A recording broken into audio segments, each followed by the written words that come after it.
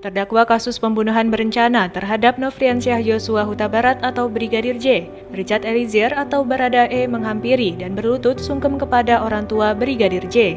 Momen ini berlangsung menjelang pembukaan sidang lanjutan kasus pembunuhan berencana terhadap Brigadir J, yang berlangsung di Pengadilan Negeri Jakarta Pusat pada Selasa 25 Oktober 2022. Nampak kedua orang tua Brigadir J dihadirkan sebagai saksi bersama 10 orang keluarga dalam sidang terdakwa kasus pembunuhan berencana terhadap Brigadir J Richard Eliezer.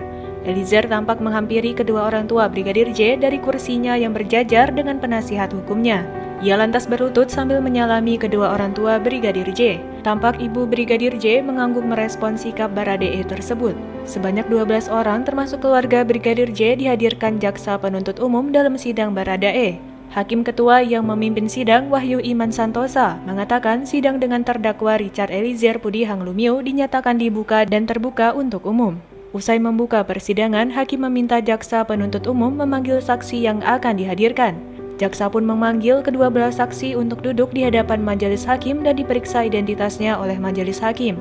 Mereka kemudian disumpah untuk memberikan keterangan secara jujur di muka persidangan. Dalam kasus ini, Richard Eliezer didakwa secara bersama-sama telah melakukan pembunuhan berencana terhadap Nofriansyah Yosua Huta Barat. Jaksa menyebutkan bahwa pembunuhan berencana itu dilakukan bersama dengan Verdi Sambo, istri Sambo, Putri Chandrawati, serta Ricky Rizal dan Kuat Maruf. Mereka yang melakukan, yang menyuruh melakukan dan turut serta melakukan perbuatan dengan sengaja dan dengan rencana terlebih dahulu merampas nyawa orang lain.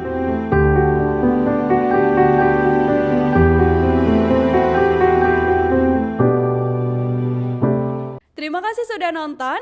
Jangan lupa like, subscribe, dan share ya.